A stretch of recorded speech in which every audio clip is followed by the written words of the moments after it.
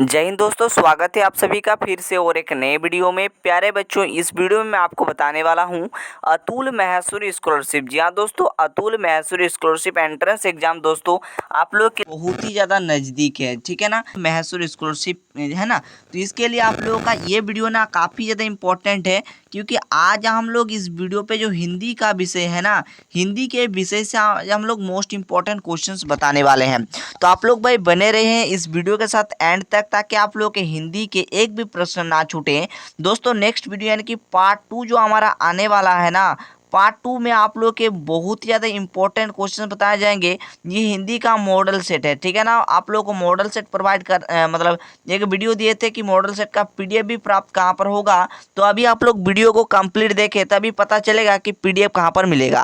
और हम बात कर रहे थे पार्ट 2 की। जी हाँ दोस्तों, पार्ट 2 में मैं आपको जो कंप्यूटर है ना, कंप्यूटर से रिलेटेड जो प्रश्न पूछे जाएंगे, मैं कंप्यूटर का जितने भी चीज़ें हैं वहाँ पर इस सिलेबस में इंक्लूड है ना, इसे मैं जल्दी से जल्दी बताकर ख़त्म करूँगा। क्योंकि जैसे कि पता होगा कि आप लोग का जो है एग्ज़ाम डेट 2 ठो निकाला गया है। एक तो आपका अक्टूबर में ही होगा 29 अक्टूबर को, और एक तो क्या है नवंबर में जो डेट दिया गया था, ठीक है। तो आप लोगों का जो भी डेट में पड़ता है इस वीडियो को कंप्लीट देखेंगे। देखिए अभी ये अक्टूबर ही चल रहा है और आपके डिमांड से हम क्लासेस भी स्टार्ट कर दिए हैं कि भाई बच्चों को कोई असुविधा ना हो। और ये वीडियो कक्षा 9वीं के लिए, 10वीं के लिए, 11वीं के लिए एंड 12वीं के लिए सभी स्टूडेंट्स के लिए काफ़ी इंपॉर्टेंट है। तो आप लोग बने रहे इस वीडियो के साथ। अगर वीडियो पसंद आए तो भाई लाइक कर दीजिए, क्योंकि मैं आप लोगों से लाइक मतलब जैसे करेंगे तो मोटिवेट मिलता है और कुछ नहीं, ठीक है ना। और हिंदी जहाँ तक बात रहा हिंदी का ना, हिंदी का जो विषय है जो जो सिलेबस है ना, सभी का जो क्या है सेम सिलेबस है, इसमें कोई दिक्कत आप लोग का होगा नहीं, ठीक है ना। हिंदी का सिलेबस सेम है, इसमें कोई भी चीज़ें जो है दिक्कत आप लोग का नहीं आएंगी, ठीक है ना। तो देखिए पहला क्वेश्चन आप लोगों से क्या बोल रहा है। देखो मैंने यहाँ पर ऑप्शन इंक्लूड नहीं किया है, क्योंकि समय को बचाने के लिए हमने ऑप्शन को जो है इंक्लूड नहीं किया है, ठीक है। चलो जी, क्या है कि क्या है, सुगम का विलोम शब्द क्या है। तो याद रखिएगा, सुगम का विलोम शब्द जो होगा सुगम, उसका उल्टा दो क्या होगा, दुर्गम, है ना। तो सुगम का क्या हो जाएगा, दुर्गम। याद रखिएगा, काफी इंपॉर्टेंट है। आगे बढ़ते हैं, क्या आकाश का पर्यायवाची शब्द, और मेरा नाम भी आकाश है बच्चों, ठीक है ना।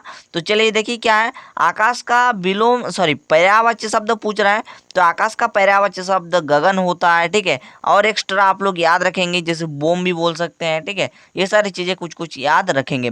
उसके बाद अंधा का जो पर्यायवाची शब्द होगा ये क्या होगा, तो अंधा का नेत्रहीन भी हम बोल सकेंगे। तो प्यारे बच्चे ऐसे आप लोग हो सकता है कि प्रश्न इस तरीके से पूछ ले, जैसे हम इसी का उदाहरण दे रहे हैं, 2 नंबर क्वेश्चन का ही लेकर हम उदाहरण दे रहे हैं। जैसे मान लीजिए इस प्रकार से देगा कि आकाश का जो है पर्यायवाची शब्द नहीं है, ठीक है। आकाश का निम्न में से कौन, ये पहले ये दे देगा निम्न में से कौन, ठीक है। ये वाला तो एकदम देगा ही देगा। निम्न में से कौन आकाश का पर्यायवाची शब्द जो है, पर्यायवाची शब्द नहीं है, ठीक है। पर्यायवाची शब्द नहीं है, ठीक है ना। इस प्रकार से आप लोग का क्वेश्चन देने वाला है, ठीक है। कौन नहीं है इस चीज को गौर कीजिएगा। अगर वहां पर है ही बोलेगा तो गगन जैसे जो भी ऑप्शन रहेगा वो राइट आंसर हो जाएगा। और उसी वे में अगर बोलेगा कि नहीं है तो आपको नहीं पर टिक करना होगा। तो दोस्तों अभी तक अगर पर्यायवाची शब्द का मतलब नहीं समझे हैं अगर आप, तो इस वीडियो को देखें, अभी आपको पर्यायवाची शब्द का मीनिंग हम बता देते हैं। पर्यायवाची शब्द का मीनिंग हो गया, जैसे मान लीजिए आपको एक गजब के उदाहरण देते हैं। जैसे यहाँ पर कोई भी चीज़ रखी हुई है, ठीक है, कोई भी चीज़ है, इसका नाम मान लीजिए कुछ नाम है, ठीक है, इसका भी कुछ नाम है, ठीक है, इसका भी कुछ नाम है।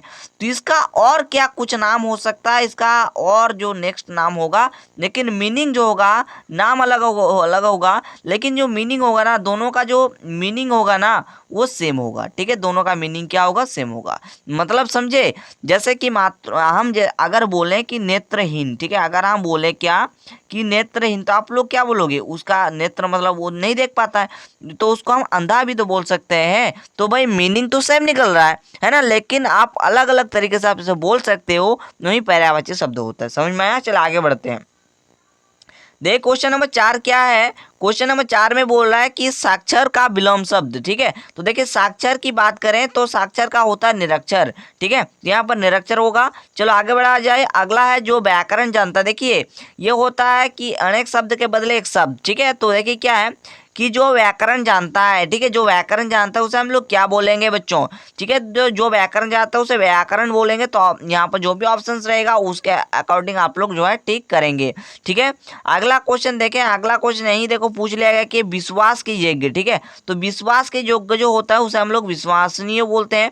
और प्रश्न इस टाइप के भी पूछ लेते हैं कि जो ईश्वर पर विश्वास रखते हैं, ठीक है, अगर रखते हैं बोलेगा कि अगर हम जो भगवान पर, ठीक है, यहाँ पर पूछ देगा कि जो भगवान पर विश्वास रखते हैं तो उसे पहला बोलेंगे आस्तिक, अगर विश्वास नहीं रखता है तो उसे नास्तिक बोलेंगे, इसे भी याद रखें। अगला है कि शत्रु का विलम्ब शब्द। जी हाँ दोस्तों, शत्रु का विलम्ब शब्द क्या होता है, तो देखिए शत्रु, मान लीजिए कि आप शत्रु हैं तो उसका उल्टा क्या होगा, मित्र होगा, ठीक है ना।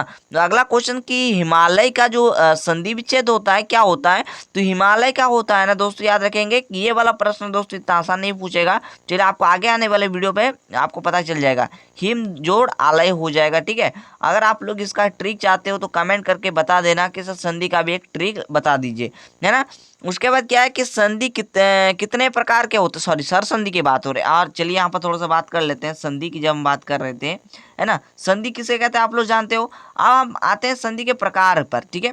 तो संधि को दोस्तों 3 भागों में बांटा गया, पहला है स्वर संधि, ठीक है, उसके बाद आता है व्यंजन संधि, व्यंजन संधि, उसके बाद आता है विसर्ग, ठीक है, उसके बाद क्या आता है विसर्ग संधि, है ना। पहला होता है स्वर संधि, उसके बाद व्यंजन, उसके बाद विसर्ग। और जो स्वर संधि होता है ना, इसे 5 भागों में बांटा गया, ठीक है, इसे 5 भागों में बांटा गया, तो याद रखेंगे इसका 5 हो जाएगा राइट आंसर। और 5 क्या क्या है नीचे आप लोग कमेंट करके बता सकते हो कि 5 क्या है, ठीक है ना। चलो जी आगे बात किया जाए। अगला क्वेश्चन है कि दिक जोड़ अंबर, ये क्या होता है, तो ये होता है दिगंबर, ठीक है। तो ये किस प्रकार की संधि है, तो याद रखेंगे दिक युक्त अंबर जो है क्या है, व्यंजन संधि है, ठीक है।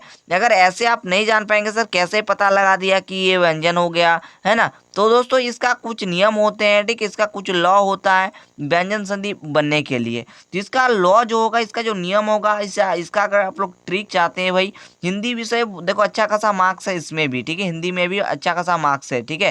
तो ये भी इसमें एक भी सवाल गलत नहीं होना चाहिए। तो इसके लिए हम आप लोगों से पूछ रहे हैं कि अगर आप लोग चाहते हो तो हिंदी का हम कुछ लगातार क्लास दे देंगे। आज की डेट की बात करें तो आज 17 अगस्त हो चुका है, ठीक है। आज आप लोग का डेट कितना हो चुका है, तो 17 अक्टूबर, माफ कीजिएगा मैं गलती से अगस्त बता दिया। तो क्या 17 अक्टूबर चल रहा है ना। और आप लोग का एग्जाम जो है आप लोगों को पता होगा अक्टूबर में होने हैं और आपके पास दिन नहीं बचा है। तो जल्दी से बताएंगे, एक एक चीज को वन शॉट में हम निपटा लेने की कोशिश करेंगे। क्या है यहाँ पर क्या है, समिति, ठीक है। तो इसका सही संधि विच्छेद क्या होगा, सम जोड़ मिति, ठीक है। देखिए समिति इस प्रकार से जो रहेगा ना, तो इसे हम सम जोड़ मिति करेंगे। जैसे इसके भी कुछ नियम होते हैं इसलिए मैं बोल रहा हूँ, ठीक है। तो वो आपको जब मैं ट्रिक से बता दूंगा आप लोगों को, तो आप लोगों को हर एक चीज क्लियर होगा संधि विच्छेद कैसे किया जाता है, ठीक है। तो फिलहाल इसको याद रखें। अगला आता है प्रलय का विलम्ब शब्द, क्या होगा, प्रलय हो गया मान लीजिए, तो उसका कभी ना कभी सृष्टि होगा, उसका उल्टा क्या हो गया, सृष्टि हो गया, ठीक है। उसके बाद दोस्तों आपको दो हम होमवर्क की तौर पर दे रहे हैं, 13 और 14। 13 है क्या, आयात का विलोम शब्द क्या है, और क्वेश्चन नंबर 14 है कि चंद्र का पर्यायवाची शब्द क्या है, ठीक है। तो चंद्र का पर्यायवाची शब्द क्या है, नीचे कमेंट करके बताएंगे, ठीक है। तो दोस्तों आप लोगों को बता दें कि एक चीज आपको यहाँ पर हम हिंट दे देते हैं, एक इम्पोर्टेंट पर आप लोग नोट कर लीजिएगा, और ये हो सकता है क्या होने ही वाला है ऐसा, ठीक है। देखिए जो आप लोग को बोला गया था ना, ये जो आपका 3 मार्क्स का एक आपको रचना टाइप का देगा, है ना, निबंध टाइप का देगा। तो दोस्तों चंद्रयान 3 को आप लोग रट लीजिएगा, ठीक है, चंद्रयान 3, ठीक है। चंद्रयान जो 3 आप लोग का है, इसको आप लोग इस पर निबंध आप लोगों में लिखवा दूंगा खुद एकदम आसान भाषा में, ठीक है। आपको आसान भाषा में भी लिखना है, ठीक है। ये नहीं कि हम कहीं से उठा लिए, गूगल वगैरह कहीं से उठा लिया और लिख दिया, ऐसा नहीं है चलेगा, ठीक है।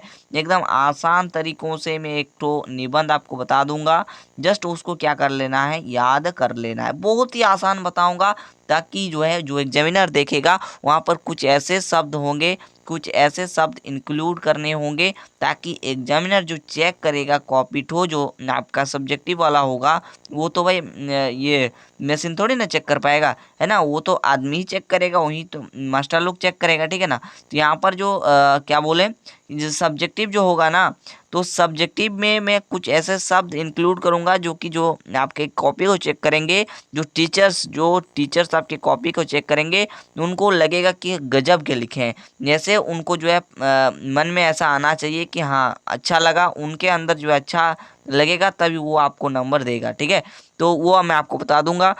तो भाई उसके लिए आप हमारे चैनल को जल्दी से सब्सक्राइब कर दें और नीचे कमेंट बॉक्स में लिखें कि आप किस क्लास में पढ़ते हो, 9th में पढ़ते हो, 10th में पढ़ते हो, 11th में पढ़ते हो या फिर 12th में पढ़ते हो। कमेंट करके ज़रूर बताइएगा। और ये वीडियो सभी के लिए है, जितने भी छात्र छात्राएं हिंदी की तैयारी कर रहे हैं सभी स्टूडेंट्स इस वीडियो को देख सकते हैं, मैंने पहली क्लास में ही बता दिया था।